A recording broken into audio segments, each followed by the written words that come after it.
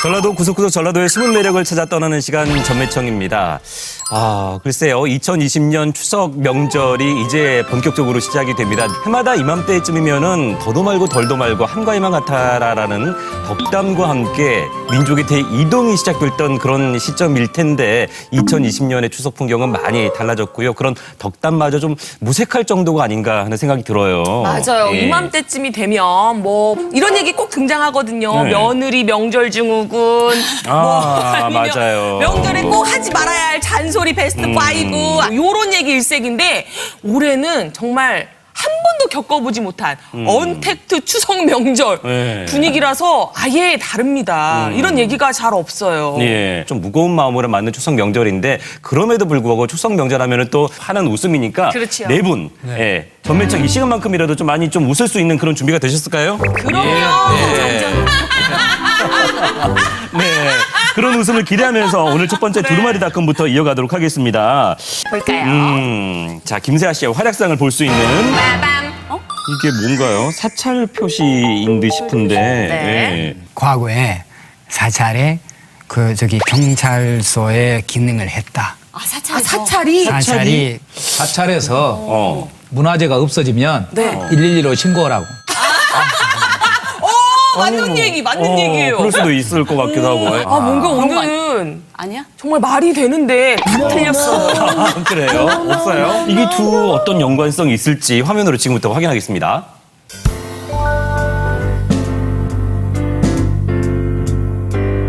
자, 누가 보나 안 보나 모두의 안전을 위해서 개인 방역은 꼼꼼하게 아시죠?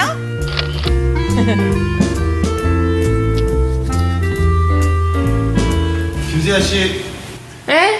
여기 소포 오고 있습니다. 소포요? 예. 제 앞으로 왔나요? 오, 맞네. 경찰서에서 왜? 경찰서. 아니, 발신자가 바로 구례 경찰서입니다. 후덜덜. 신호위반 이런 걸 안 하거든 되게 소심하게. 그래서 누가 신고했나 보다. 지난번에 갔다 마스크 안 왔잖아. 썼다고. 그동안 제가 뭐 잘못한 게 있었나요? 마스크 안 썼다고 찍혔나? 오두방정을 떨고 다녀가지고. 정말 모르겠다.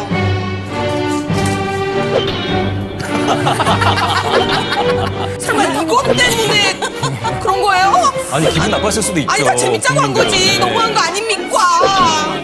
정말. 일단 뭐라고 쓰여 있는지 확인해 봐야겠습니다. 방문 요청서? 그래. 어떻게?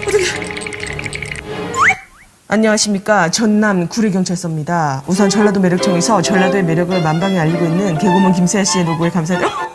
경찰분들이 제 팬이었어요. 대박. 정장 입고 올 걸. 자, 하지만 그럼에도 불구하고 구례 지역의 매우 중요한 인물을 아직까지 찾아오지 않은 것으로 확인되오니 김사 또 계세요? 그래? 그랬다면 또 가봐야겠죠? 그래? 자세히 들여다보면 디테일이 다르다고요. 자, 구례 경찰서에 도착했어요. 아이고, 안녕하십니까, 충성. 여기 뭐 씁니까? 경찰서에 온 만큼 지시를 잘 따라야겠죠? 팬 서비스도 확실하게 해드렸어요. 손소독제를 지워야 되겠네. 나 진짜 여기는 들어가기 싫은데.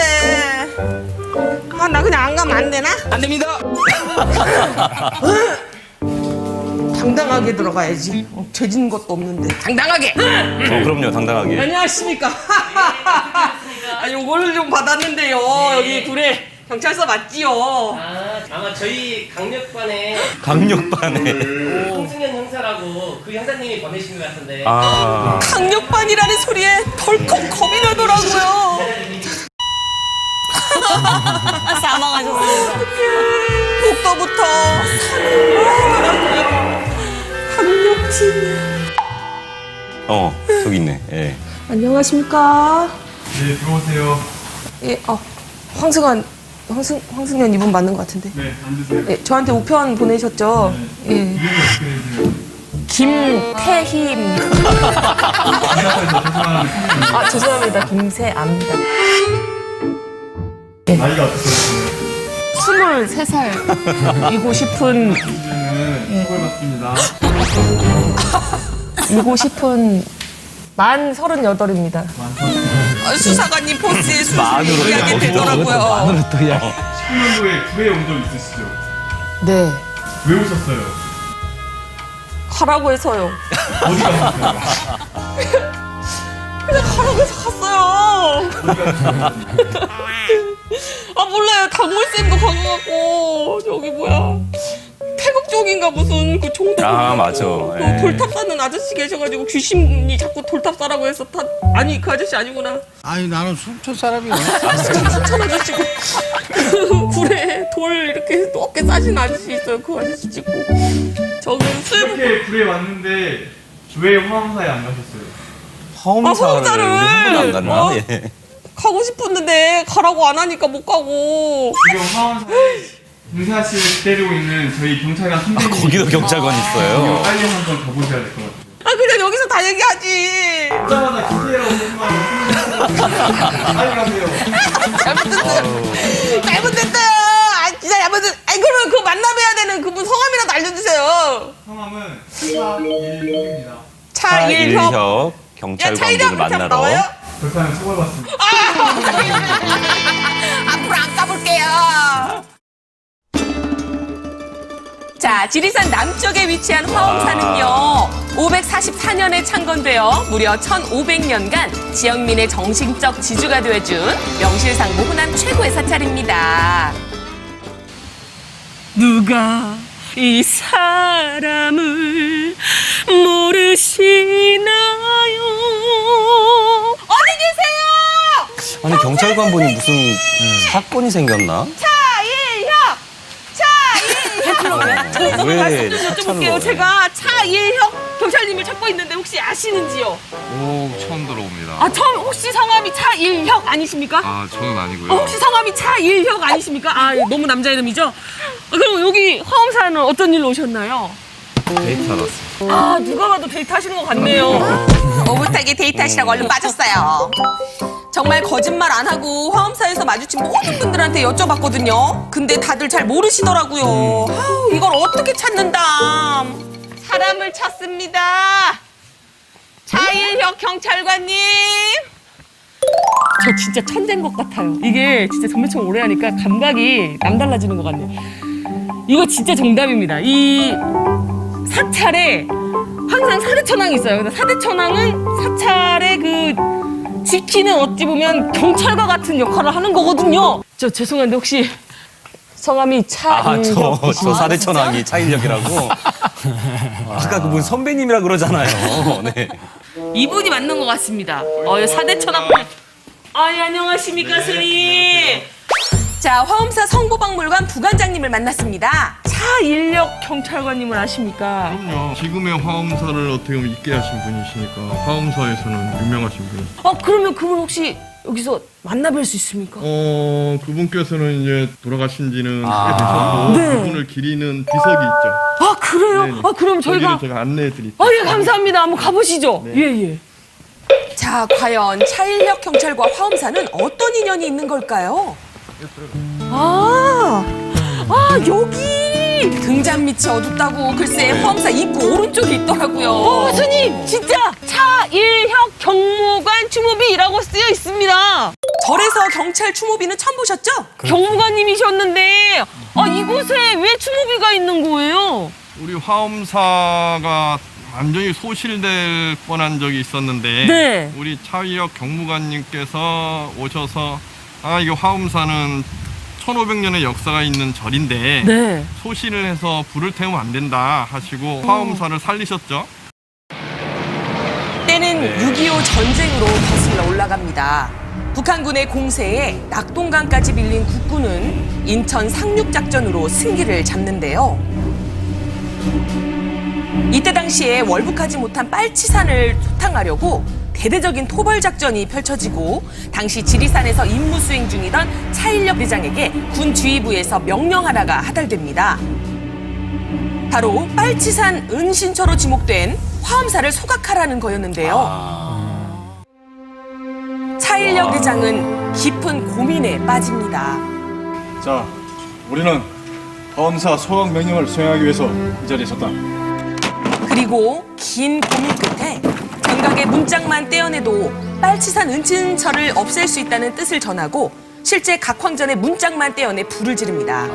그렇게 우리의 소중한 문화유산인 화엄사를 지켜낸 거죠. 그러면 우리 차일력 경무관님이 그때 그렇게 위대한 일을 하지 않으셨으면 오늘의 이 아름다운 화엄사는 없는 거군요. 그렇죠.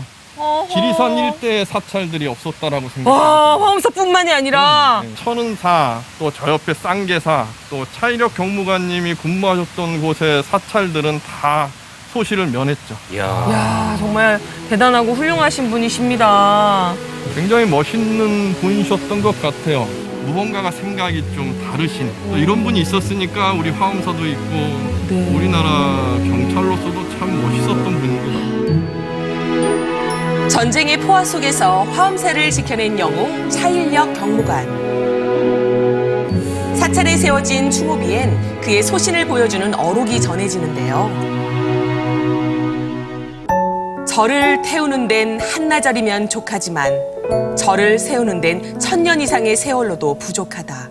차일력 경무관을 꼭 기억해야 하는 이유입니다. 야, 자 이번 주 두루마리닷컴에서는 정말 박수가 절로 나오는 그런 내용이지 아니었나 싶습니다. 서정아 씨는 어떻게 보셨어요? 그 굉장히 전쟁통이면 막 그 혼란 속에서 자신의 그 소신을 행동으로 옮기는 거가 정말 쉬운 일이 아니잖아요. 지금 살아가는 저희들한테 어떤 큰 메시지를 주는 것 같기도 하고 영웅 중에서도 정말 참 영웅이 아닌가 이런 생각이 드는데 너무 멋지시네요. 전혀 몰랐던 그런 네네. 내용이었네요. 일반인들의 입장에서는. 우리가 뭐 일제시대 끝나고 대부분 이렇게 이어서 경찰을 하잖아요. 그리고 저분은 독립의용군 도시면서 나중에 경찰로 이렇게 특채가 되신 분이에요. 아. 예, 가장 많은 훈장을 받은 분이 또 이분이에요. 아, 그래요? 경찰로서도. 그래갖고 훈장 받으면 또 상금이 나오잖아요. 그걸로 우리 소년들 또 불우한 사람을 위해서 다 기부를 했다는 거. 저런 분은 참 우리가 잊지 않고 기억하면 참 좋은 역사 공부가 되지 않을까. 조금 더 얘기를 더 들어볼까요? 제가 좀 이야기를 덧붙이자면 남부군의 사령관이었어요. 그 빨치산의 우두머리죠. 이현상을 사살했을 때 예, 예. 그러니까 시신도 수습해주고 장례도 맞아요. 치러주고 또 스님을 모셔서 연불까지 이렇게 해서 넋을 위로해 드리기도 했다고 해요. 그리고 와이프 되시는 분이 임신 중이었는데 그 아이 낳을 때도 도움을 주시고 했다고 해요. 그러니까 좌우의 이념을 떠나서 정말 인간애를 몸소 실천하신 분이었는데 나중에는 이제 이것이 문제가 돼서 막 투서가 올라왔다는 거예요. 아, 사상이 이거 의심스럽다. 이런 것 때문에 좀 많이 힘들어하셨다 하더라고요. 그런 정말 매력적이고 멋있는 분이 차일력 경무관이 어마어마하죠. 아니었나 싶은데 자, 그 이후에 화엄사 하면 또 무궁무진한 얘기가 많은 곳이죠. 어떤 얘기들이 숨어 있을지 김세아 씨와 함께 가보겠습니다. 오, 스님, 이 건물이 바로 차일력 경무관님이 지켜냈던 그 건물입니까? 그렇죠. 대표적인 화엄사에서 가장 대표적인 각황전이죠. 각황전.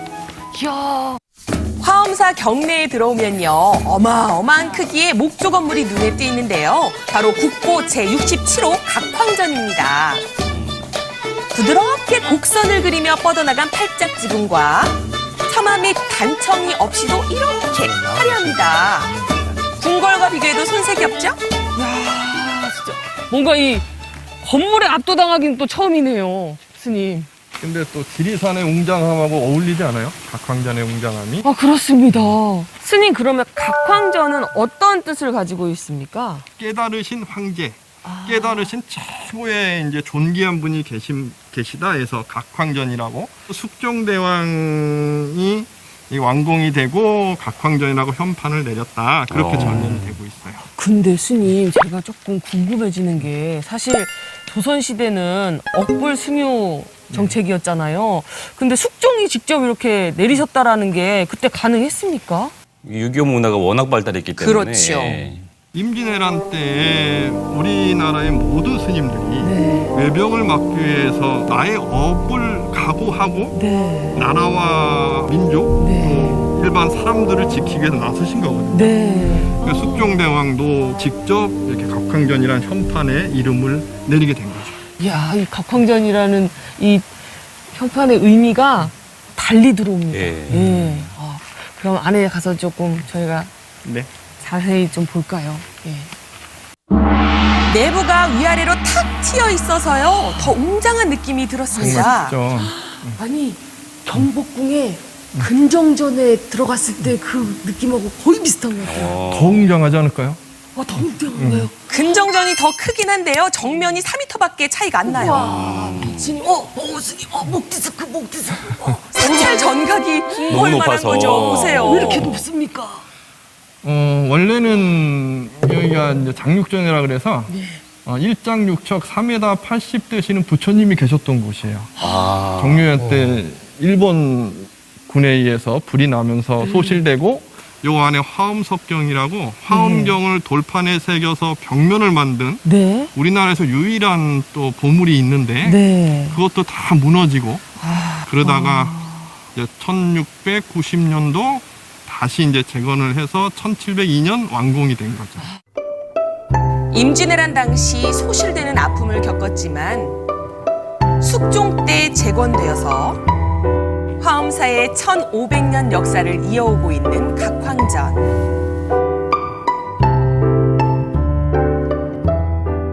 화엄사에는 또 각황전만큼 유명한 국보가 또 있어요. 국보가 이렇게 흔합니까? 흔한 게 아니고 1500년이나 됐으니까. 천년 고찰이만큼 보물이 굉장히 많은데요. 네. 두 개나 만날 줄이야.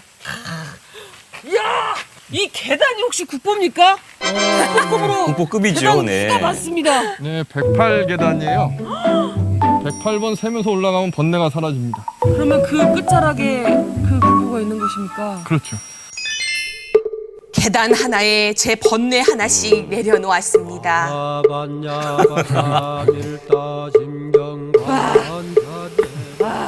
님, 그냥 이 국보를 보러 가는 길 자체가 고행의 길입니다. 고행을 도는 108계단이라니까. 여기입니다. 이건 뭔가요? 스님 이렇게 다 허물어져 있는 게 무슨 국보입니까? 지금 해체 수리하고 있어요. 스님 그러면 밑에서 얘기를 해주셨어야죠. 그럼 원래 모습을 지금 볼 수 없는 것이잖아요. 그래도 이제 하나하나 모습을 볼 수 있으니까요. 이런 모습 원한 게 아닙니다요. 원래 모습 있지 않습니까요? 멋있는 모습. 원래 모습은 사진으로. 그러면 스님 그거를 저 밑에서 얘기하셨으면 사진을 바로 보면 되는데 여기까지 왜 힘들게 108계단 올라오냐고요. 여러분 화면으로 보시죠. 큐! 스님 내주셔야죠. 큐! 또 다른 국보의 정체, 바로 국보 제35호 사사자 3층 석탑입니다. 높이만 무려 6.7m. 덮개돌을 받치고 있는 4마리의 사자가 특징인데요. 국내 사자탑 중에서 가장 먼저 만들어졌고 조형미에 있어서도 가장 우수하다고 해요. 화엄사의 보물 여기서 끝이 아닌데요. 더 있습니다. 총 4점의 국보와 8점의 보물이 있는데요. 각황전 사사자 3층 석탑을 필두로 각황전 앞 석등 그리고 영산회 괴불탱이 있고요. 대웅전, 태행화, 불상, 석탑 등등 어딜 가든 보물이 넘쳐나는 화엄사입니다. 다 저기 이제 보물이나 국보로 지정이 되어 있는 것들이라고요. 네. 정말 저는 예전부터 화엄사를 제대로 한번 보고 싶었었거든요. 오늘 그 소원풀이를 한 것 같습니다. 네, 그랬다면 다행이네요. 네, 아니 박물관에 굳이 가지 않아도 이곳에만 오면 많은 국보와 보물들을 만날 수 있는 거잖아요. 야, 근데 정말 다시 한번 느꼈던 게 차일력 경무관님이 참 대단한 일을 하셨다 싶습니다. 그렇죠. 한순간에 이 화엄사가 사라질 수 있었는데 그분이 살리신 거죠.